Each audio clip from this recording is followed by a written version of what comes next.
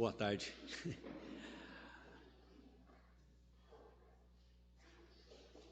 É possível que alguém vai dizer, o Elna entrou em contradição agora, né? Mas não, eu gostaria que olhássemos agora para Evangelho de João. E nós vamos para o capítulo 14. Evangelho de João, capítulo 14.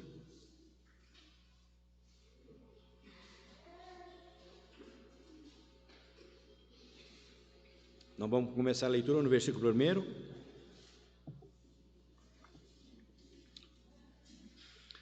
Não se turbe o vosso coração, credes em Deus, crede também em mim. João capítulo 14, versículo 2.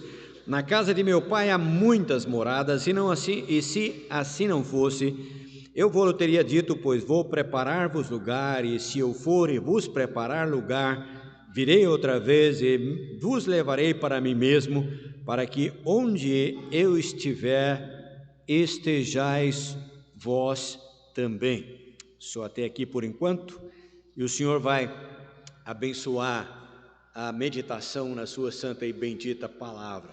Amém. Bom, na primeira reunião eu estava dizendo que nós estamos vivendo tempos difíceis, né? Tempo de apostasia, tempo de doutrinas tão estranhas que estamos vendo, e aqueles que estão levantando a voz, dizendo, olha, nós somos igrejas autônomas, e saindo fora de princípios neotestamentários, e a gente estava dizendo que tempo difícil. Mas agora eu gostaria de falar com a igreja do Senhor, salvos em Cristo, que estão firmes na palavra do Senhor, e em pensar sobre aqueles que estão firmes, poder falar com aqueles que não conhecem ainda o Senhor Jesus como único e suficiente Salvador. Então, tanto para aquele que é salvo, para nós que estamos reunidos aqui hoje, que somos salvos, como para aqueles que ainda não são salvos, não creram no Senhor como Salvador, que tempo precioso que nós vivemos. Pronto, entrou em contradição com o que falou na primeira, não é? Não. Eu quero dizer um tempo precioso, porque apesar das lutas que o verdadeiro crente no Senhor passa, apesar das perseguições que aqueles que querem se reunir na simplicidade da palavra do Senhor e da doutrina do Senhor, nós estamos vivendo dias que antecedem a vinda do Senhor Jesus Cristo, o arrebatamento. Eu gostaria de apenas explicar rapidamente primeira vinda, arrebatamento, segunda vinda. Estamos nos aproximando de dezembro, quando é comemorado o Natal, e é claro, nós não sabemos a data exata, o dia exato que o Senhor Jesus Cristo nasceu, que Deus se encarnou e se fez homem, mas Ele veio. Então, quando Ele nasceu ali em Belém da Judéia, quando uma moça, não é? Maria, ela concebeu do Espírito Santo e teve um filho, aquele que é o maravilhoso conselheiro, Deus forte, príncipe da paz, aquele que se chamará Jesus, porque ele salvará o seu povo dos seus pecados. Então esta é a primeira vinda do Senhor. Nós chamamos de vinda quando o Senhor, Ele colocou os seus pés sobre este mundo. Algo impossível, quase impossível de alguém entender. O Deus glorioso e majestoso, aquele que Salomão, depois que o templo estava concluído, ele pôde dizer que seria quase que, usando as minhas palavras, e fazendo uma menção daquilo que Salomão disse, que seria impossível o Senhor Deus dos céus habitar em um templo feito por mãos, porque Ele é aquele que enche os céus e os céus dos céus. Ele se fez homem.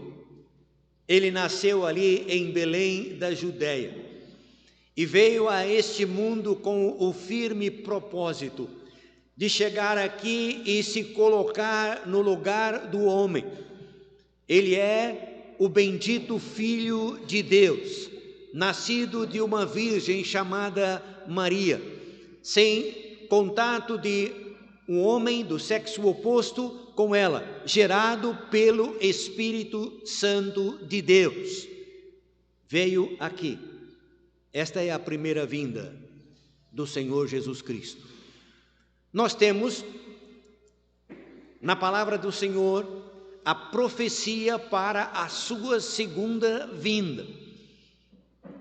Esta segunda vinda está colocado para nós no livro do Apocalipse, quando nós temos os juízos que vão se desencadear sobre essa terra, quando aquele cordeiro, como tendo sido morto, ele vai tomar das mãos do Senhor Deus um livro selado com 7 selos, e ele começa então a quebrar aqueles selos, e o juízo vindo sobre esta terra, e ao findar dos quais ele volta e coloca os seus pés sobre o Monte das Oliveiras, que está de fronte de Jerusalém. Ele derrota os exércitos da besta e do mundo que estarão diante de Jerusalém, e ele então implanta o seu reino milenar. Esta é a segunda vinda do Senhor. Mas entre a primeira vinda e a segunda vinda do Senhor, nós temos um acontecimento chamado de arrebatamento, ou rapto, ou retirado com força. E nós temos o Senhor reunido com os seus discípulos aqui em João capítulo 14, quando o Senhor já havia dito para os discípulos que ele haveria de voltar para os céus. Ele já havia prometido que ele haveria de enviar o Espírito Santo, que seria o Consolador. O Senhor já havia dito: olha, eu não vou deixar vocês órfãos. Os seus discípulos preocupados, entristecidos, e então o Senhor se aproxima deles para poder encorajar, para poder animar, para poder consolar os seus corações. E então ele diz que ele iria preparar lugar e ele voltaria para os levar. Quando nós falamos em preparar lugar, o Senhor não está dizendo que ele vai lá na casa do Pai e que ele precisa chegar lá e construir alguma coisa ou preparar alguma coisa. Esse preparar lugar, o Senhor Jesus preparou quando ele foi ali na cruz do Calvário, quando ele verteu o seu precioso sangue em meu lugar e em seu lugar. Ele preparou o lugar para cada um daqueles que se aproximam dele, reconhecendo o seu pecado e crendo nele como único e suficiente Salvador. Então nós temos aqui a promessa do arrebatamento, quando ele diz para os seus discípulos que ele haveria de ir, mas ele voltaria para levar aqueles que lhe pertencem, para que onde ele estivessem aqueles que lhe pertencem também. Então, eu acabei de dizer que estamos como salvos e como não salvos, aqueles que estão aqui, vivendo um período preciosíssimo. Nós estamos vivendo num dia da graça, estamos vivendo o dia da oportunidade, e esta oportunidade tanto é para pessoas crerem no Senhor como Salvador, como também viver vidas de santidade diante do Senhor, de reverência total e absoluta, sabedores de que a qualquer instante o Senhor virá, e virá nas nuvens para arrebatar aqueles que lhe pertencem. Arrebatamento é como se você pudesse, ou você aproximar um pedaço ou um ímã ou eletroímã de alguma superfície onde tivesse um pouco de matéria orgânica e entre alguns minerais ou ferro. O ímã, ele vai atrair o ferro e a matéria orgânica não iria ser atraída. Serragem ou qualquer uma outra coisa não será atraída pelo ímã. A vinda do Senhor será assim. Ele vai vir até as nuvens. E então, aqueles que são salvos serão arrebatados, puxados, raptados, levados ao encontro do Senhor ali nos ares. Quando nós olhamos para a ascensão do Senhor Jesus ali em Betânia, quando ele, na presença de mais de 500 irmãos, ele foi assunto aos céus, ele foi subindo e sendo assunto aos céus, até que as nuvens dos céus o encobriu. E assim que as nuvens do céu se encobriu, eis que se colocaram ali 2 anjos. E esses anjos proclamaram: varões galileus, por que é que vocês estão olhando para os céus? Esse Jesus que dentre vós foi assunto aos céus, há de vir, assim como para os céus o vistes ir. Que tempo precioso estamos vivendo, tempos que antecedem este momento. Bom, nós temos nas Escrituras ensinados, nós temos 7 dispensações.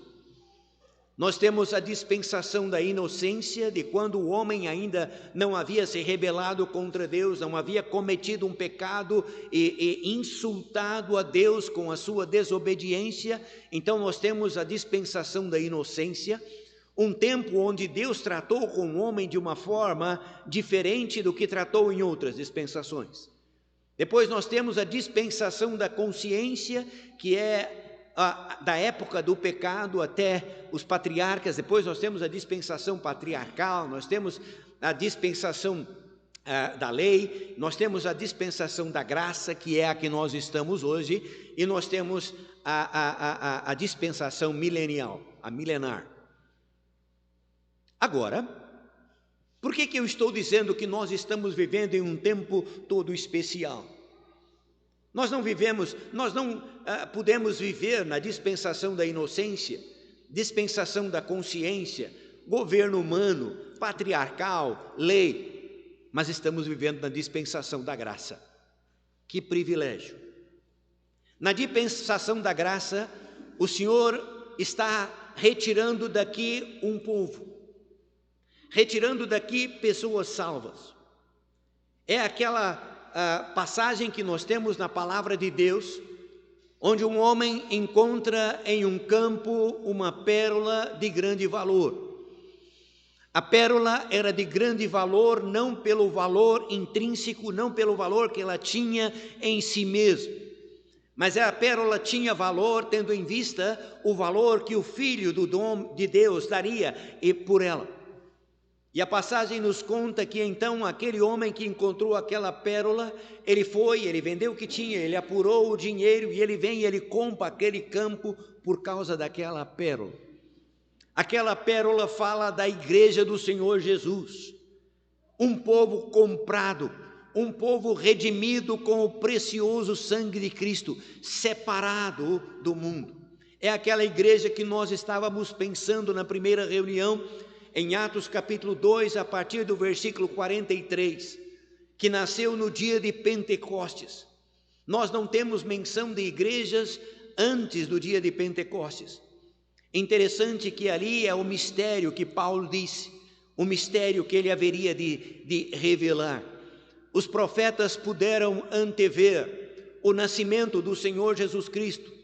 Os profetas puderam antever a vinda gloriosa do Senhor Jesus Cristo, da sua segunda vinda, mas eles não puderam ver o período da igreja. Então nós não temos antes mencionado a palavra igreja, a não ser a partir de Atos capítulo 2, onde a igreja começou, quando o Espírito Santo veio para habitar em homens e mulheres comprados e redimidos pelo precioso sangue de Cristo.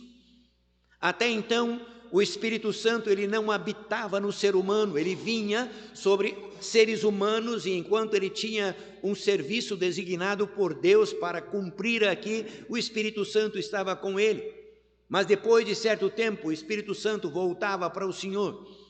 Lembra de Davi, quando ele cometeu aquele pecado horrível, e ele pôde chegar diante do Senhor, e ele dizer para o Senhor: Senhor, restitui-me a alegria da tua salvação. Davi, ele teve que orar: Senhor, não retires de mim o teu espírito. Mas nos nossos dias, no dia da igreja, nesse tempo da dispensação da graça, o Senhor não retira o seu Espírito Santo. O Espírito Santo veio no dia de Pentecostes para habitar, para morar em homens e mulheres comprados, redimidos pelo precioso sangue de Cristo. Ele não mora em edifícios, ele mora em pessoas, pessoas compradas, pessoas redimidas. Que período precioso estamos vivendo, querido irmão, querida irmã. Um tempo de podermos testemunharmos do Senhor, mesmo em meio a tantos problemas e dificuldades, mas tendo os nossos olhos fitos naquele momento, onde o Senhor voltará para arrebatar a sua igreja. Todos os períodos, em todas as dispensações anteriores, houve pessoas salvas. Pessoas que foram salvas tendo como base a obra redentora de Cristo na cruz do Calvário. Eles viveram os seus dias tendo em vista aquilo que estava por vir, o Filho de Deus vindo e dando a sua vida em preço de redenção na cruz do Calvário. Abraão foi salvo tendo em vista isso. Abraão foi um que pôde levar o seu filho até o Monte Moriá, e ali um sacrifício. O seu filho foi colocado em cima de um altar. Quando ele levanta a sua mão para sacrificar o seu filho, ele ouve uma voz dizendo: não faças mal ao seu filho, porque agora sei que temes a Deus. E ele, ao olhar para trás, ele encontra ali um cordeiro amarrado pelas pontas, e ele tira então o seu filho daquele lugar, e ele sacrifica aquele cordeiro. Um princípio de substituição. Bom, nós lemos aqui no capítulo 14 de João, o Senhor falando com os seus discípulos, que Ele iria preparar lugar. Ele preparou lugar na cruz do Calvário. Há abundância de lugares ali. Tudo depende do ser humano dar ouvidos à voz do Senhor. Tudo depende do ser humano deixar que o Espírito Santo trabalhe em seu coração e render-se ao Senhor, reconhecendo o seu estado de miserabilidade e pecado e crendo no Senhor como Salvador. Há lugar na cruz de Cristo, há lugar no céu. Bom, nós estamos falando desse arrebatamento. O Senhor disse que Ele haveria de ir e de voltar. Quando a gente vai para 1 Coríntios, capítulo 15, versículo 52, Paulo está falando de um mistério naquele capítulo ali. E ele diz: olha, nem todos dormiremos, mas transformados seremos todos. E no versículo 52 ele diz: num momento, num abrir e fechar de olhos, ao soar da última trombeta, os mortos em Cristo ressuscitarão e nós seremos transformados. Olha que coisa! Bom, já falamos que em nenhuma outra dispensação, aquelas pessoas que foram salvos fazem parte da igreja do Senhor. Que privilégio! A igreja é a noiva do Cordeiro. É aquilo que Paulo, escrevendo em Efésios capítulo 5, ele pôde apresentar a noiva do Cordeiro, os salvos, a igreja. Se você é salvo, se você já creu no Senhor como Salvador, que privilégio fazer parte da igreja do Senhor. Eu estava ouvindo outro dia, é claro, nós não vamos entrar em detalhes e nos aprofundarmos aqui em escatologia ou as doutrinas das coisas futuras. Mas está lá em casa, está gravado lá, um encontro de quartetos. E depois dos quartetos apresentarem, então deram a palavra para um senhor dar a mensagem. Muito boa mensagem. Mensagem do Evangelho. Mas no final da mensagem ele estragou aquilo que ele tinha construído. Ele disse que as pessoas que estavam ali sem Cristo e sem Salvador estavam sendo convidados para as bodas do Cordeiro. Na dispensação da graça, não existem convidados para as bodas do Cordeiro. É a noiva. A noiva não precisa de convite para ir a uma festa. Então, os convidados para as bodas são todos os salvos nas demais dispensações. Bom, nós já falamos de 1 Coríntios capítulo 15, Paulo dizendo sobre o mistério, e ele dizendo que o Senhor haveria de vir. E ali diz, no momento, num abrir e fechar de olhos, não tem como mensurar esse tempo. É repentinamente. Bom, interessante que Paulo diz, nós, os vivos. Paulo está se incluindo naqueles que haveriam de ser arrebatados. Por quê? Porque a igreja é ensinada a viver a cada dia esperando esse arrebatamento que pode ser a qualquer instante.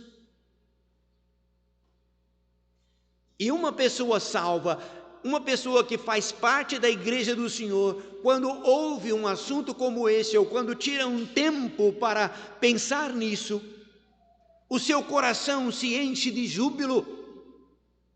Ele pode chegar diante do Senhor e louvá-lo, adorá-lo por aquilo que Ele é e louvá-lo por essa salvação tão perfeita e tão completa. E Paulo está dizendo e incluindo-se naqueles que estariam vivos por ocasião do arrebatamento. Mas Paulo morreu, não é? Ele já foi, mas ele aguardava como se fosse para aqueles dias. Quando a gente vai para 1 Tessalonicenses capítulo 4, a partir do versículo 13, mais uma vez nós encontramos ali Paulo instruindo os tessalonicenses, mais ou menos da mesma forma que ele instruiu os coríntios.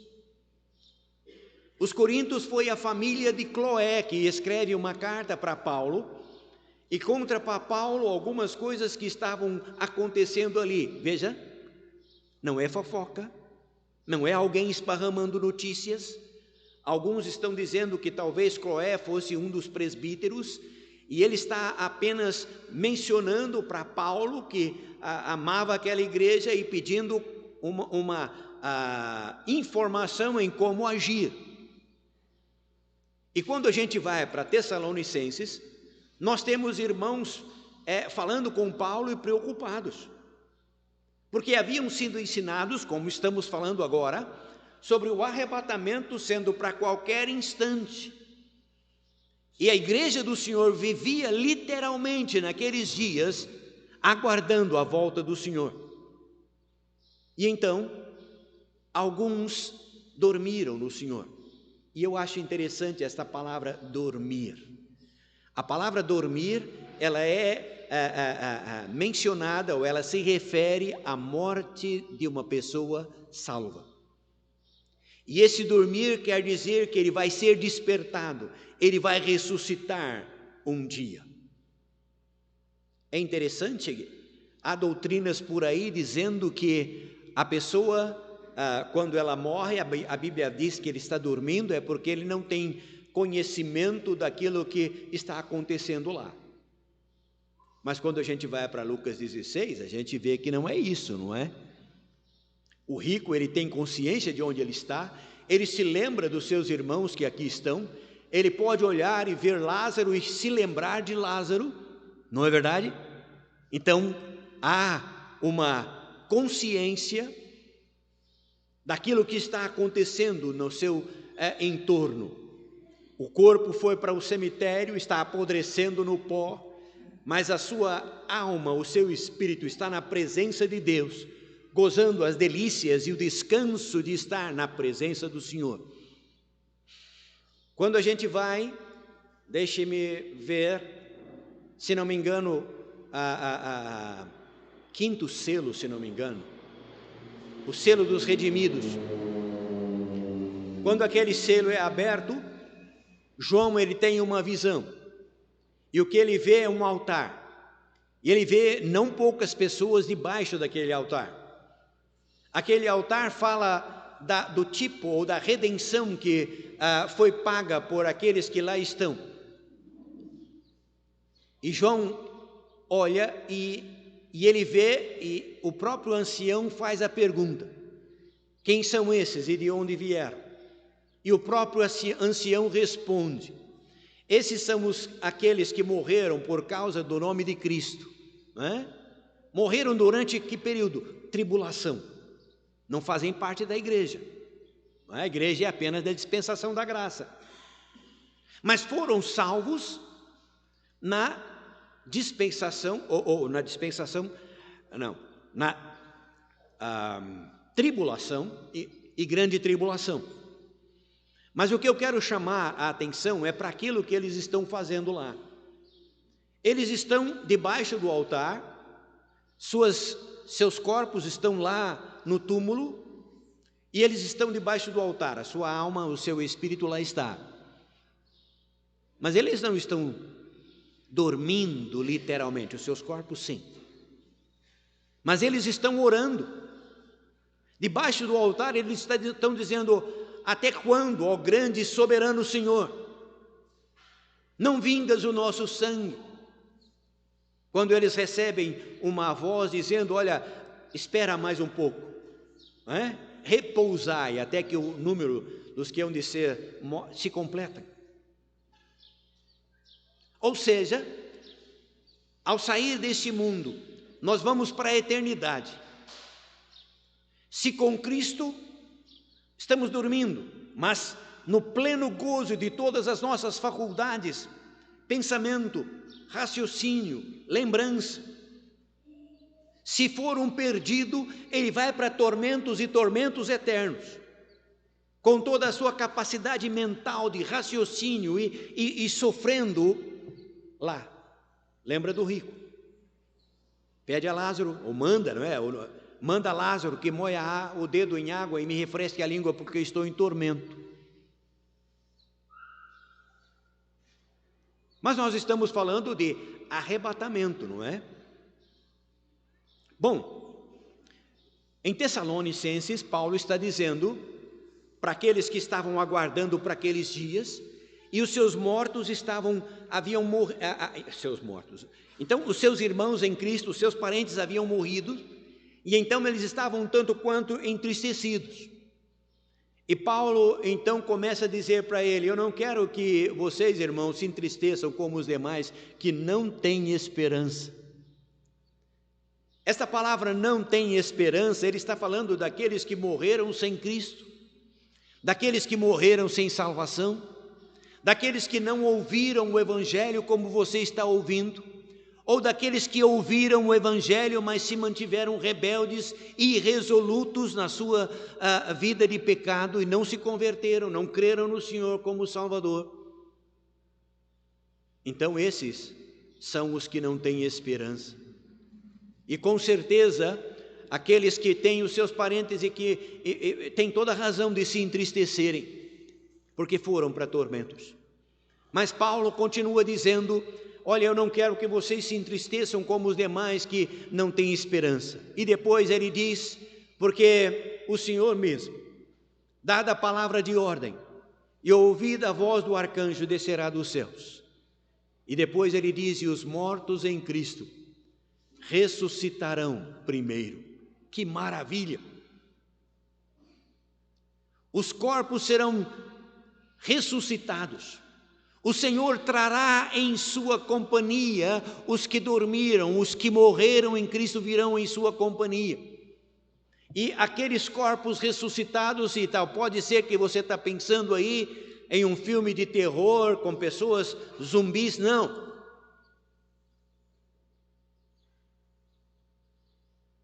João escrevendo, ele disse: amados, ainda não sabemos o que havemos de ser. Mas sabemos que quando Ele vier, quando Ele se manifestar, esse Ele que Ele está dizendo aqui é o Senhor Jesus Cristo. E Ele diz: quando Ele se manifestar, haveremos de ser como Ele é. Há um homem assentado na glória. E quando eu digo um homem, eu estou falando de um corpo. O corpo do Senhor Jesus Cristo, ressuscitado, transformado, glorioso.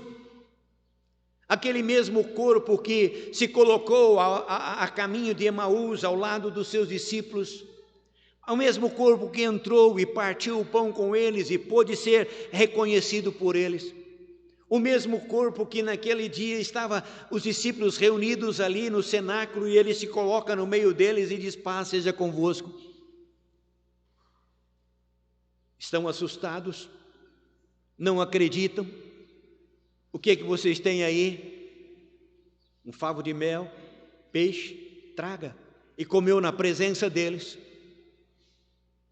O mesmo que 8 dias depois, no mesmo lugar, entre eles agora está Tomé, e o Senhor se coloca no meio deles, e ele já se dirige a Tomé e diz: Tomé, venha cá. Olha as minhas mãos, chegue-se aqui, coloca a mão aqui no meu lado, não sejas incrédulo, mas crente. Era o mesmo corpo que havia sido colocado na cruz do Calvário, mas um corpo glorioso. Quando ele estava a caminho de Emaús, ele não saiu correndo para voltar para Jerusalém, os seus discípulos apenas, ele saiu dali, ele estava em outro lugar. Um corpo glorioso.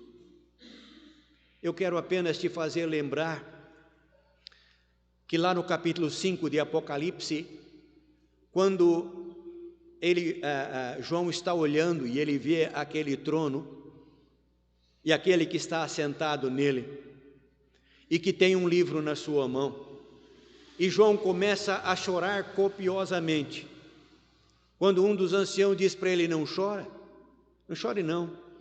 Eis aqui o leão da tribo de Judá, ele venceu, e ele está aqui para abrir o livro. E quando João ele se volta para ver, ele não vê um leão. A Escritura diz: ele viu um cordeiro como tendo sido morto. E esse cordeiro aqui está falando de um cordeirinho. Lembra da Páscoa, quando o Senhor ordenou que os judeus fizessem a Páscoa? Separem um cordeiro de 1 ano, um cordeiro sem defeito. Uma vez falando em uma igreja, não me lembro o nome da cidade, Conselheiro Lafayette, e eu falei desse cordeiro, e um irmão depois ele veio falar comigo. Ele disse: irmão, é interessante, meu filho ele cria cordeiros para vender, para abate.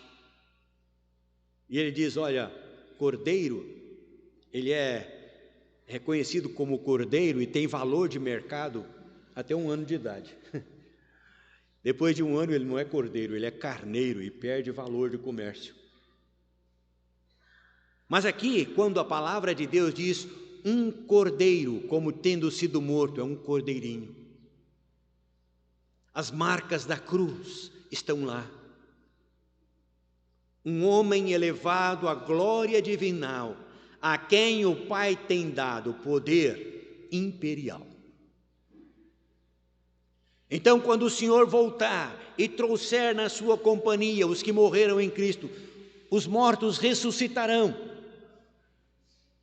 corpos gloriosos, tal qual o corpo do Senhor Jesus Cristo. E depois Paulo continua dizendo: e nós os vivos seremos transformados e juntos subiremos ao encontro do Senhor nos ares. Que momento glorioso, gloriosíssimo para a igreja do Senhor, para aqueles que foram salvos. É claro que a palavra de Deus diz que bem-aventurados os que fazem parte da primeira ressurreição. E a Bíblia chama a primeira ressurreição de a ressurreição da vida. E a segunda ressurreição é a ressurreição da morte. Porque aqueles que morreram sem salvação, aqueles que morreram sem Cristo, lá no final de todas as coisas, depois daquilo que Pedro, ao escrever, disse que os elementos ardendo se desfarão e que esse mundo passará com um grande estrepitoso estrondo, e então haverá novos céus e nova terra. Ali os mortos sem Cristo ressuscitarão e receberão também corpos transformados. Não corpos gloriosos, mas corpos transformados, para estar em tormentos eternos, eternamente. Bom, há aqueles que estão aqui que conhecem muito bem o Evangelho. Alguns foram criados em um lar cristão, outros estão tendo a oportunidade de ouvir o Evangelho algumas vezes. Sabe que não há outro meio para a salvação, sabe disso. Mas estão arriscando, deixando para o depois e depois e depois. Esta noite a graça de Deus quer te alcançar. Esta noite é momento ou esta tarde, não é? Noite já. É momento de você olhar para o Senhor e se lembrar daquilo que você tem ouvido sobre o Evangelho, de reconhecer aquilo que você é nos seus delitos e pecados, longe de Deus e sem salvação, e crer nele como Salvador. Você está sendo convidado não para fazer parte das bodas do Cordeiro, mas está convidado para fazer parte da noiva do Cordeiro. É claro que se o arrebatamento se fizer agora, terão ainda oportunidades para a salvação posterior. Não aqueles que conhecem o Evangelho, não aqueles que sabem a situação como estão e sabem o que têm que fazer, mas não fizeram. Alguns vão se converter e vão ser salvos na grande tribulação. Lembra do altar que eu falei sobre e almas debaixo deles? Sim, terão, mas não farão parte da igreja. Não terão o privilégio de estar num tempo como nós estamos hoje. Por isso, meu querido, se você reconhece que é um pecador, se você reconhece, já aprendeu que sem Cristo você está perdido e em tormentos eternos, pode ser esta a sua última oportunidade para crer no Senhor como Salvador. Então faça isso agora e hoje. Se você é um crente no Senhor Jesus, mas é um crente relapso, está vivendo a sua vida de qualquer maneira, é momento de colocar a sua vida em ordem diante do Senhor. Vida em ordem, aguardando a breve volta do Senhor, o arrebatamento, que pode ser a qualquer instante. E oxalá que seja esta noite.